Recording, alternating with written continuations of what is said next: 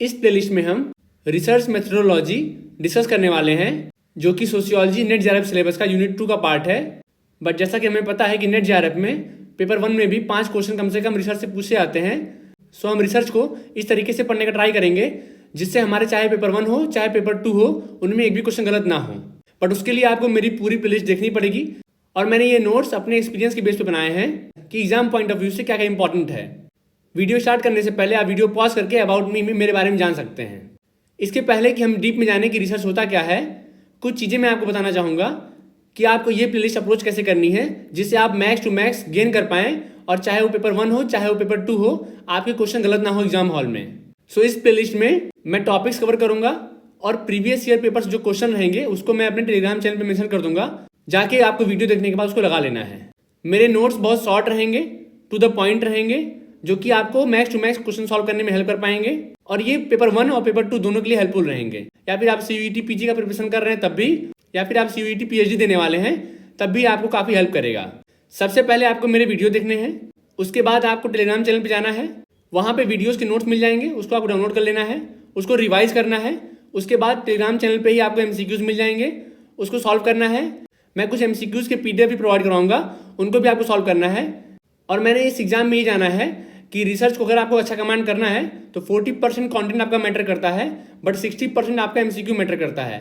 आप कंटेंट से basic cover करेंगे, बट जितना ज़्यादा आप एमसीक्यू लगाएंगे उतना ज़्यादा आपका समझ बनता जाएगा कि क्वेश्चन पूछता कैसे है और रियल लाइफ एप्लीकेशन से क्वेश्चन कैसे पूछे जाते हैं रिसर्च से। अगर आपको वीडियो से पढ़ने का मन नहीं हो और बुक से पढ़ना चाहते हो तो आप कुछ रिसोर्सेज में बता रहा हूँ, आप उसको फॉलो कर सकते हैं। सो नंबर 1 पे है सीआर कोठारी, आप चाहें इससे पढ़ सकते हैं, बट कुछ चीज़ें आपकी छूट जाएंगी, थोड़ा लेंदी फॉर्मेट में है, डिस्क्रिप्शन ज़्यादा दिया हुआ है, समझने के लिए अच्छा है, एमसीक्यूज के लिए उतना अच्छा नहीं है।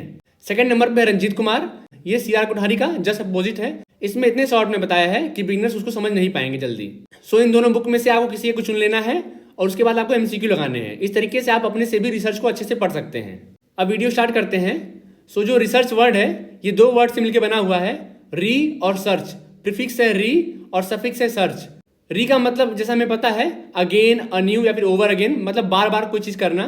और सर्च का मतलब होता है खोजना, ट्राई करना, कुछ भी खोजने का। सो जब हम इन दोनों को मिलाते हैं तो हमें एक नाउन मिलता है जिसका मतलब होता है describing a careful systematic study and investigation in some field of knowledge undertaken to establish facts और प्रिंसिपल। मतलब फैक्ट या प्रिंसिपल को एस्टेब्लिश करने के लिए जो हम स्टडी करते हैं किसी फील्ड में, उसी को बोलते हैं रिसर्च। सिंपल सा मतलब था रिसर्च का, इसको आपको जान लेना है। वैसे ये क्वेश्चन के लिए इंपॉर्टेंट नहीं है, बट समझने के लिए इंपॉर्टेंट है कि रिसर्च होता क्या है। अगर कोई आपसे पूछ ले कि रिसर्च क्या होता है तो आप ऐसे उसको बता सकते हैं। फिर कुछ थिंकर्स की डेफिनेशन है रिसर्च से रिलेटेड, उसको मैं आपको यहाँ पे बता देता हूँ। लाइक ग्रीनर का डेफिनेशन है, research is structured inquiry that utilizes acceptable scientific methodology to solve problem and create new knowledge that is generally applicable। जिसका मतलब रिसर्च एक स्ट्रक्चर्ड इंक्वायरी है, मतलब हम एक स्ट्रक्चर्ड वे में इंक्वायरी करते हैं जो यूटिलाइज करता है साइंटिफिक मेथोडोलॉजी को, किसके लिए, प्रॉब्लम सॉल्व करने के लिए और एक नया नॉलेज क्रिएट करने के लिए जो जनरली हर जगह अप्लीकेबल हो, मतलब वो हर जगह अप्लाई किया जा सके, ऐसा नॉलेज क्रिएट करने का ट्राई करता है रिसर्च। ये था ग्रीनर का डेफिनेशन। फिर बर्न्स डिफाइन करते हैं रिसर्च को a systematic investigation to find answer to a problem. मतलब बर्न्स के अकॉर्डिंग रिसर्च एक सिस्टमैटिक इन्वेस्टिगेशन है किसी प्रॉब्लम का आंसर फाइंड करने के लिए।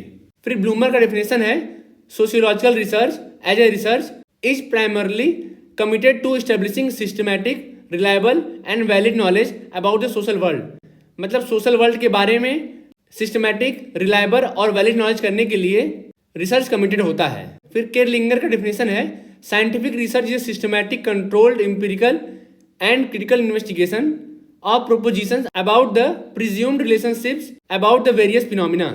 मतलब वेरियस फिनोमिना के प्रिज्यूम्ड रिलेशनशिप के बारे में सिस्टमैटिक, कंट्रोल, एम्पिरिकल और क्रिटिकल इन्वेस्टिगेशन करता है।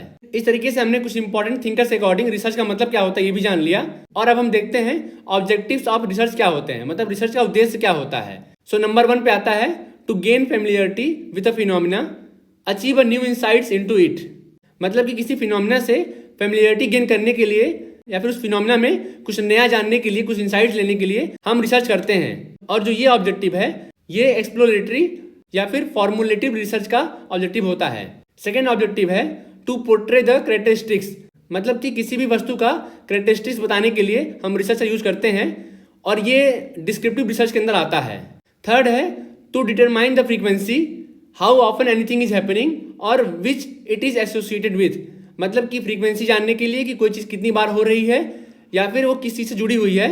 ये भी रिसर्च का एक ऑब्जेक्टिव होता है और ये डायग्नोस्टिक रिसर्च के अंदर आता है। चौथा ऑब्जेक्टिव होता है to test hypothesis of causal relationship between variables, मतलब कि दो वेरिएबल्स के बीच में कॉजल रिलेशनशिप, ये कैजुअल नहीं है, ये कॉजल है। कॉजल मतलब कॉज एंड इफेक्ट वाला, मतलब कॉजल रिलेशनशिप, कोई कॉज क्या है उसका इफेक्ट क्या है ये जानने के लिए या फिर हाइपोथेसिस टेस्ट करने के लिए भी रिसर्च का यूज करते हैं और ये हाइपोथेसिस टेस्टिंग या फिर एक्सपेरिमेंटल रिसर्च कहलाता है। सो ये 4 ऑब्जेक्टिव मेन होते हैं रिसर्च के।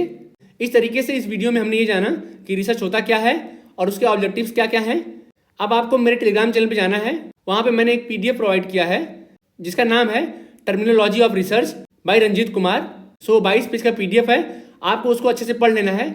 उसमें टर्मिनोलॉजी जितनी होती है रिसर्च की सारी क्लियरली मेंशन्ड है, 2-2 लाइन में 3-3 लाइन में, जिससे आपका बेस अच्छे से तैयार हो जाएगा और फिर जब आप मेरा वीडियो देखेंगे तो आपको और इजीली समझ में आएगा।